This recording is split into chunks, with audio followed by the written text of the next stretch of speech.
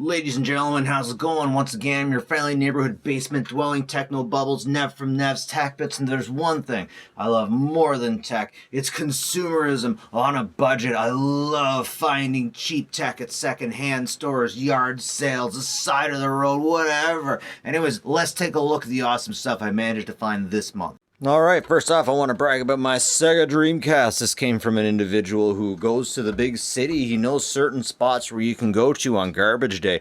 And he actually picks through garbage, things that are left to the side of the garbage bags. And in rich neighborhoods, there's some crazy things that get thrown out. Like, apparently, a Sega Dreamcast. Who would throw something like this out? These people need to be smacked, but I guess it's good that it's going back into the market instead of being thrown out. Also, it should be said, I'm not sure if it's actually legal to pick through someone's garbage. I'm pretty sure I heard a situation where somebody did that and didn't end up very well for them. Ended up pretty well for me though, eh boys? And the 3% of women that watch my stuff also picked out of the dumpster of the rich people and then sold to yours truly. Got some Nintendo Game Boy Advance SP. Now this one blew me away. As soon as I saw it, I felt like this thing actually came from 1989, but it turns out this is from the year 2000. Yes, friends, within the year 2000, this is what a GPS unit looked like. Now, I'm still sort of messing around and playing with it, but by the looks of it, this thing really seems like Game Boy era, 1989, I'm telling you, but once again, year 2000.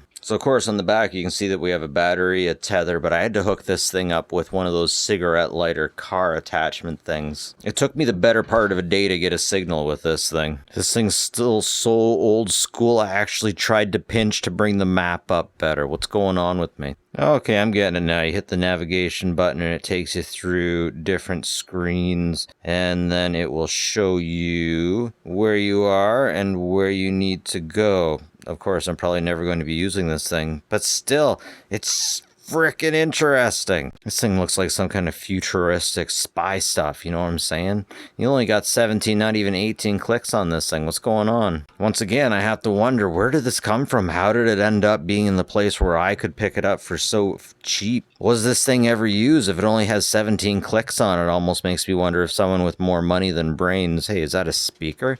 That's interesting. Anyways, if someone with more money than brains or Adventure Time actually got to do anything with this. Thing took forever to triangulate, but man, these days you get your GPSs on your phone. They use cell towers for triangulation, and they get a signal in no time. It's just amazing. The Canon FC-5S. Yes, friends. Now, ultimately, the reason that I got this is I know somebody who's been using something like this for a long time. He was using this calculator for a long time. He always bragged about how he had his calculator ever since he was in like middle school or something like that, and then someone spilt water on it. It was an older unit. I think this is from the late 70s, early 80s. I'm going to hook him up with it, but it just feels, there's just something that screams retro about this unit, man. Check out that box. That's I remember back in the day, your teacher was always like, you're not always going to have a calculator on you. Well, with something like this, you could have a calculator on you at all times, but these days we don't even need to worry about stuff like this. However, there is some collectible value, but there's just something so retro and so awesome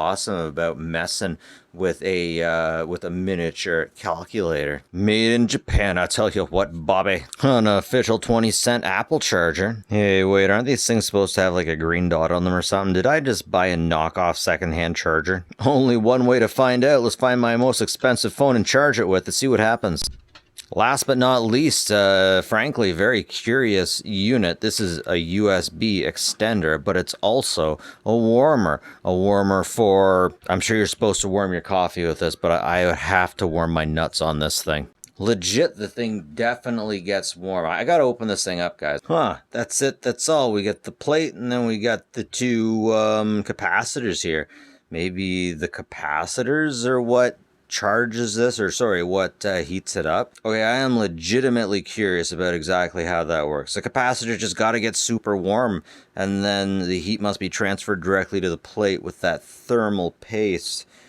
That's different than the other USB heating items that I've seen in the past. It's interesting. Okay. Also got an old Dell Inspire on 6400, and I'm really surprised to see that this thing seems to be taking power from an HP power brick, so that's going good for me. However, my favorite purchases from this month were the Ultimate Warrior, the Dialect. Did I say that right? And these fine friends, particularly the superpower dude. I used to play with these when I was little. I love them so much.